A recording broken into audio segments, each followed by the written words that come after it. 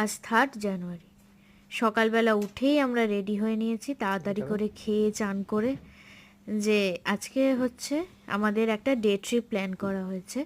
তো মোটামুটি ঘরেই আমরা ব্রেকফাস্ট করে নিয়েছি, স্যান্ডউইচ, বয়েলড এগ, চা, কফি, কেক এইসব দিয়ে দিয়ে মোটামুটি ওই 9টা বাজতেই আমরা যখন দেখলাম যে দিনের আলো ফুটেছে, ভাবলাম চলো বেরিয়ে পড়া যাক। যেহেতু ম্যানচেস্টার শহরটা খুব একটা বড় না,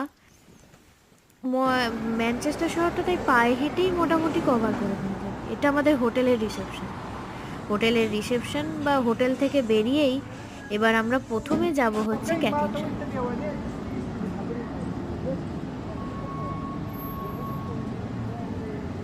ক্যাথিড্রাল যাওয়ার পথে বিভিন্ন সুন্দর সুন্দর মোরিয়ালস আছে। সেই মোরিয়ালসগুলো দেখতে দেখতেই আমরা ক্যাথিড্রালের দিকে আস্তে আস্তে যাচ্ছি। এছাড়াও এখানে ট্রাম দেখা যায়। জেনারেলি স্কটল্যান্ডের গ্লাসগোতে আমরা ট্রাম দেখতে পাই না, এডিনবরাতে আছে বাট গ্লাসগোতে। তো এখানে ট্রাম দেখে বেশ ভাল লাগলো। কলকাতায় তো ট্রাম আর নেই বললেই চলে, কিন্তু এখানে কিন্তু এটা ট্রামটা খুবই একটা মানে বাস যেমন ট্রেন যেমন সেরকমই ট্রাম।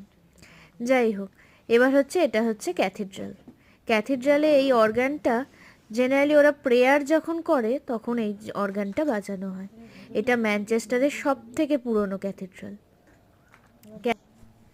এই রুম মানে এটা একটা ঘর যেখানে আর কি সমস্ত বিশপরা বসে, তারপর সেখানে প্রেয়ার হয়, সভা হয়। এখানে আমরা দেখছিলাম যে প্রচুর বাইবেল রাখা রয়েছে, প্রত্যেকটা সিটের সামনে একটা করে বাইবেল রাখা আছে। এখানে এই ম্যানচেস্টারের এই ক্যাথিড্রালটা তৈরি হয়েছে 1400 সালে।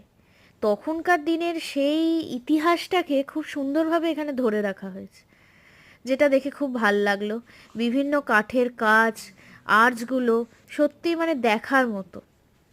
মানে আমরা মোটামুটি যা ভেবেছিলাম যে যেই টাইমটা ক্যাথিড্রালে থাকবো, তার থেকে প্রায় 8 ঘন্টা 45 মিনিট বেশিই থেকেছি এই কাজগুলো খুঁটিয়ে।